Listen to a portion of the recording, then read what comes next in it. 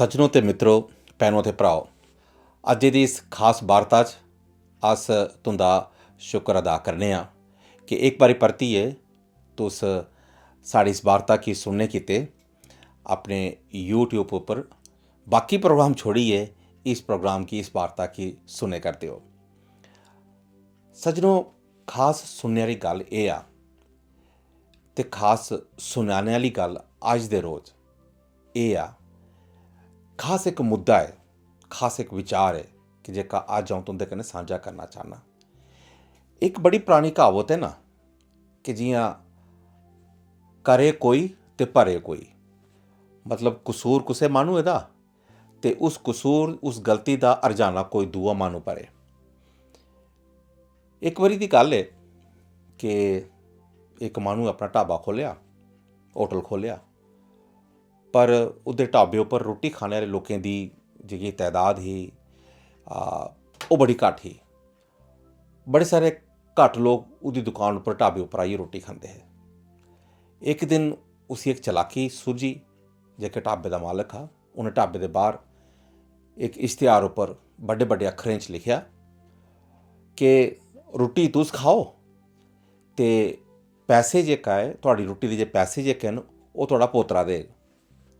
बड़े सारे लोग दिक्खिए बड़े उस पाखी मतलब आकर्शित होइए, भाई असें जाइए उत्थे रुट्टी फ्री खानी ते जदों साढ़े पोतरे होङन तां देङन आपूं पैसे आइए ते इन्ने बी कोई पछाण रौह्नी, इन्ने साल तक इन्ने बी कोका हिसाब रखना।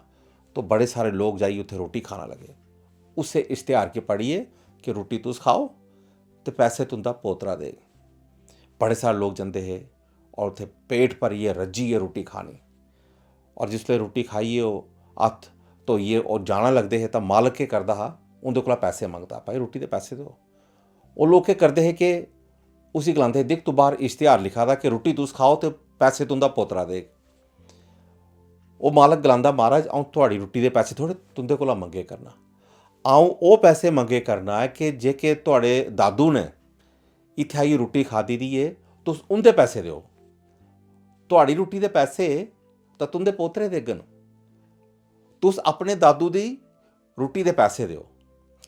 दिक्खो, एह् किस्म दी चलाकी गलाने दा मतलब इत्थै गल्ल बिल्कुल सटीक बौंह्दी कि करे कोई ते भरे कोई।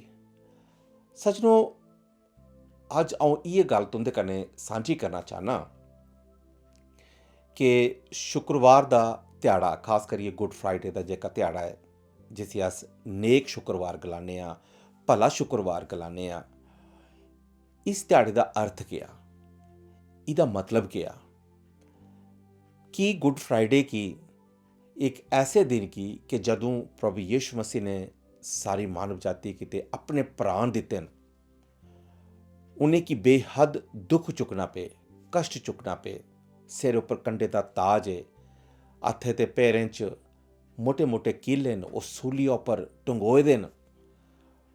उ'नें सूलिया उप्परा पानी मंगेआ, पानी देने आस्ते कोई भी माह्नू अग्गें औने आस्ते त्यार नहीं। इक माह्नुए बड़ा कौड़ा रस उ'नेंगी पलाने दा यत्न कीता।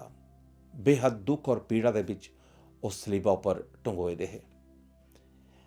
शुक्रवार दे दिन कि जदूं यीशु मसीह गी सलीब उप्पर टंगी दित्ता गया, और दुख और दर्द भरी दास्तां की उस दिन की फिर गुड फ्राइडे या नेक शुक्रवार या भला शुक्रवार या खुशियों का शुक्रवार क्यों गलाया जाता है।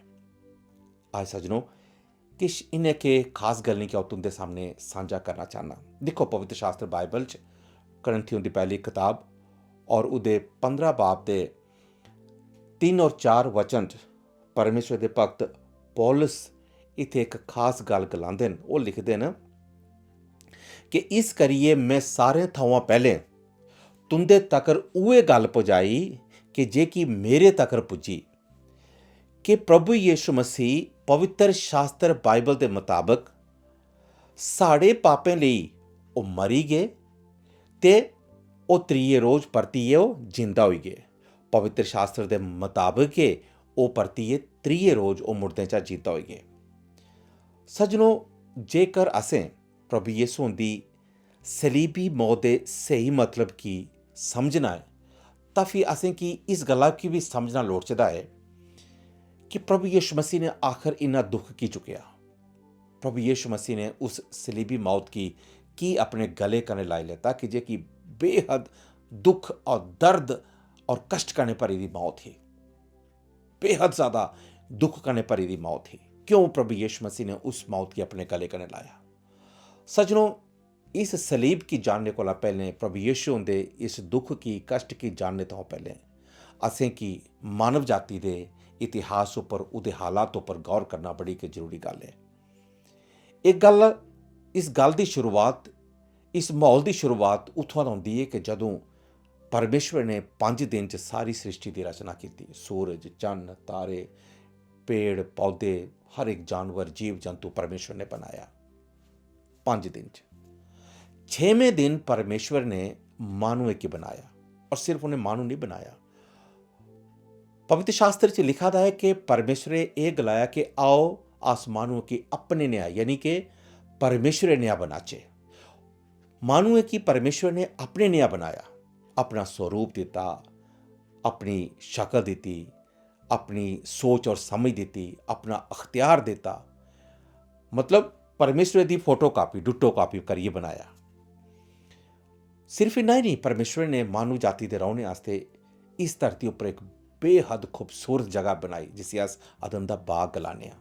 उस बाग दे विच हर एक किस्म के फल बूटे, फलदार बूटे परमेश्वर लाए।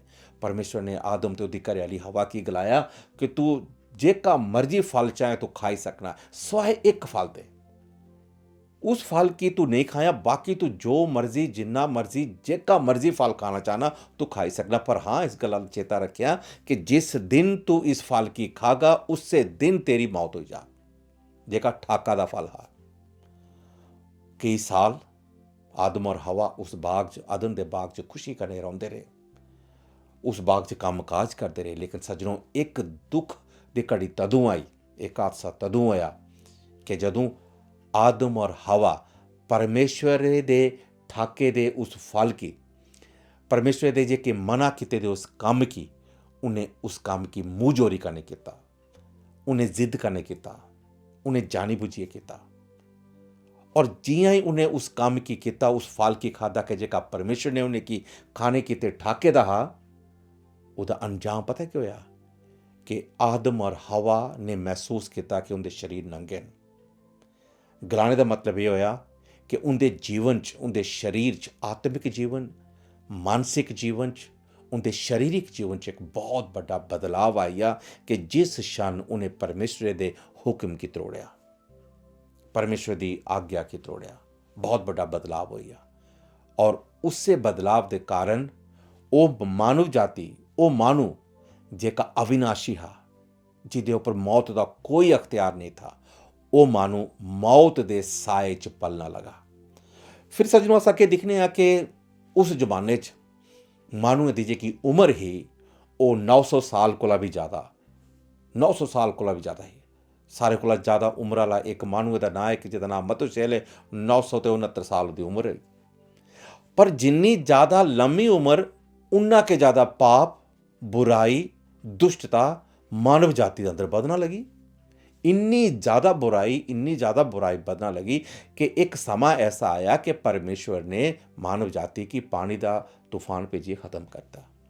सिर्फ इन्ना ही नहीं, परमेश्वर ने फैसला किया कि इन्नी लंबी उम्र जीने के कारण मानू इन्ना पाप करे करता है, इस करी दी उम्र घटाओ।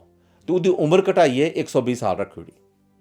फिर भी मानू इन्ना पाप, इन्नी बुराई घटते घटते उम्र जे की है 60, 70 या 80 तक पुजी।